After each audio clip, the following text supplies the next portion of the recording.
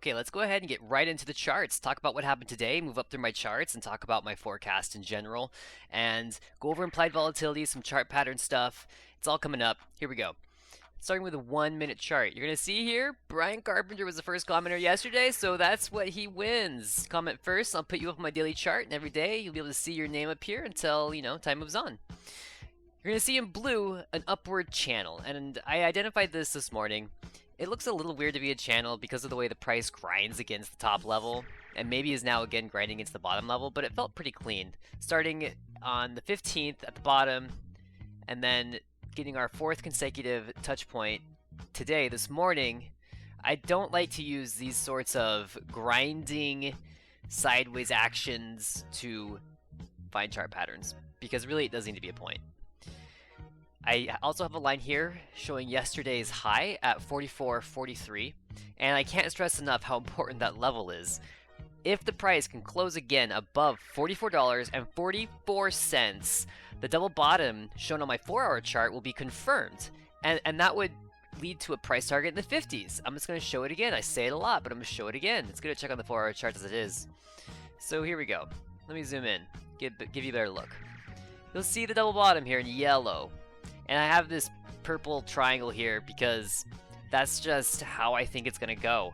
The price is currently forming a handle, or waffling as Bulkowski puts it. Once this consolidation ends, then a breakout should be seen. And it really should be up. This is a bottoming pattern. And we do see a series of higher lows being put in, and implied volatility is also increasing, especially since this recent uptrend off of this bottom. We've seen this uptick in implied volatility, and you can see that here. Today we did see a drop in that IV, but overall we haven't seen a new low yet, so the pattern is still up. All right, look at IV come down and bounce, and then correct, and I anticipate to see a continuation of that upward trend. If that does happen, then premiums on options will appreciate in value, and that would make me happy. Looking at the average volume, you can see this yellow line. This is the average volume. It's falling flat at this point. After a slow descent, it's flat. And volume overall is incredibly low. I'm going to show that to you on the daily charts. I couldn't even believe how low the volume was today. It really is notable. You're also going to see a new chart pattern, an ascending triangle on my 1 day. Here's the volume. 23 million. Incredibly low. You got to go way back. Well, last week and also pre-June to find that level of volume. And on the daily, you'll see that the implied volatility does seem to be heaving, but after this recent minor high, it's okay to expect a little downtrend like that. This doesn't interrupt the uptrend at all. So RSI, though, is still continuing to hesitate. This does not look encouraging to me. It just doesn't. Typically, when you see the RSI stalling out, it's doing just that. It's stalling out. Here's a good example. Stalling out RSI. And this happened at a much higher level. This is probably more akin to what we're looking at right here. A rise in the RSI and then just not enough momentum to keep the run moving. And this led to a basing pattern here, a rounding bottom. Currently, I don't think we're in a position to see another rounding bottom like that. Rather, if the RSI continues to drop and the price does fall further, I really don't expect to see anything but this. Truthfully, that's where I'm at. This would also fit the handle I have drawn on my 4-hour double bottom pattern. So tomorrow, I'm thinking worst case scenario, a bounce off 40. I really do. I would be surprised if we don't close above 40 this Friday. This ascending triangle does have an upper and a lower price target, the upper target being at $51.37, the lower target being at $35.64. Again, I'm going to say it again, the price ranges between these targets is wide. Really, really wide. And frankly, with volume dropping like this, I don't see that the bears have the momentum. I really don't. In fact, let's just look at this on the weekly charts and let's talk about momentum. Let's zoom way out and just have a bigger picture look, because like everybody else, I'm getting antsy too, of course. I'm waiting through this for it to moon as well. And it's just taking forever. So you'll see that on the weekly candles, there's a big price run up, drop, and then this eeny, meeny, minuscule little drop. If you were a bear, or holding shorts and you saw this move, that would look great. This move is not as drastic, it's much smaller, all right? And you can see that these waves are getting tighter and tighter and tighter. And each time this happens, it becomes less profitable to enter into new short positions. The reason why I'm so excited about premiums on options increasing with implied volatility is because if a short position is open and using a call option to hedge, then it becomes more expensive to hedge the short position, and as that price for that call increases, the profit level for a short position moves further down or harder to achieve.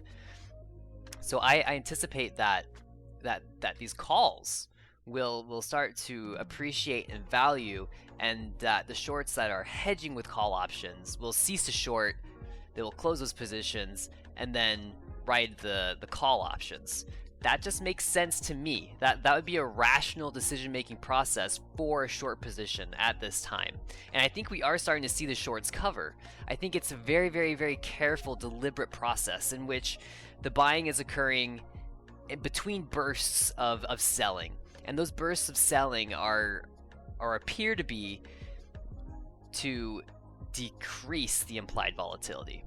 I'm going to go ahead and turn on my 15-minute chart here, and I'm going to give myself a little more than just the 5 days. I really need all 30 days. This is my busiest chart. I've got a lot of stuff on it. I'm going to walk you through it step by step. Now, I've been trying to figure out what's going on here because honestly, it's confusing. Way back here, we have a head and shoulder top, a head and shoulder bottom, and then not a head and shoulder top again, but a broadening top. And in this broadening top, I see this ascending broadening wedge. I'm just kind of dumbfounded. This is just chaotic.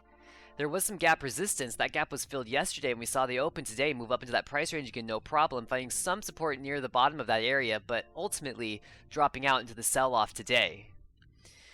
The ascending broadening wedge has two price targets, one at 38.05 and the other at 49.39. So I'm gonna go back and turn on my default, my 1-day drawings, and you'll see a price target at 51 and 35. So the price targets for this ascending broadening wedge are a little tighter than that ascending triangle, but nonetheless they're very, very comparable. When I have comparable price targets, I get excited because that would prove that the analysis is consistent. Moving forward, tomorrow, if there's not more volume, it really could be an ugly grind. It really could be an ugly grind. I don't want to see that, and it's really not that likely. What's more likely is to see a breakout of the ascending broadening wedge, and maybe even at that point, if this does happen, next week, maybe hitting this lower broadening top. But that's thinking out into the future quite a bit. And with as low as volume has been, and with the increasing implied volatility, and how the increase in volume is related to that, raising the increasing implied volatility, I just don't see this playing out that way. I just don't. Because like I said, if implied volatility rises and the premiums on contracts becomes more expensive, then it's harder to use those contracts to put pressure on the downside of the price. If that's wrong, let me know.